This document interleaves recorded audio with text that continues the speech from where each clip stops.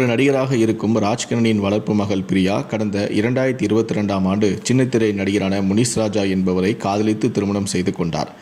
ஆனால் சில தினங்களுக்கு முன்புதான் பிரியா ஒரு வீடியோ வெளியிட்டும் இருந்தார். அதில் முனிஸ் ராஜாவை நான் பிரிந்துவிட்டேன் என்றும் தன்னுடைய பிரிவுக்கு காரணம் இதுதான் என்றும் சில விஷயங்களையும் பகிர்ந்திருக்கிறார்.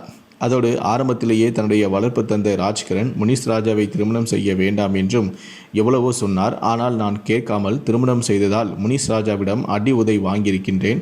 அதுபோல அவர் என்னுடைய ஜாதியை கேட்டும் என்னை மிரட்டியிருக்கிறார் என்றும் பிரியா பேட்டி ஒன்றிலும் பேசியிருக்கிறார்.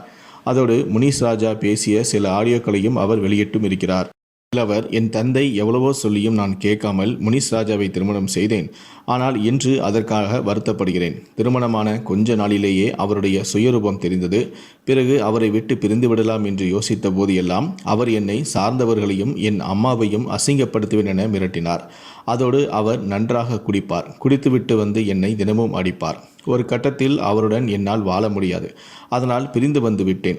அவரோடு நான் இருக்கும்போது என்னை சார்ந்தவர்களிடம் பணம் வாங்கிட்டு வர சொல்லி என்னை மிரட்டி கொண்டே இருந்தார்.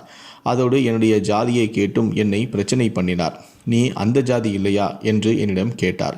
நீ என்ன ஜாதி என்று கேட்காமல் நான் திருமணம் பண்ணது தப்புதான் என்றும் அதில் பேசியிருந்தார். அதோடு அவருடைய எக்ஸ் லவரிடம் டெய்லி ஃபோன் பேசிக்கிட்டே இருப்பார். அப்போது வெக்கமே இல்லாமல் அவருடன் ஐ லவ் யூ சொல்லிக்கொண்டு பேசிக்கிட்டே இருப்பார். அதற்கான ஆதாரமும் என்னிடம் இருக்கிறது. என் கல்யாணம் நடந்த பிறகு நிறைய மன அழுத்தம் எனக்கு ஏற்பட்டது.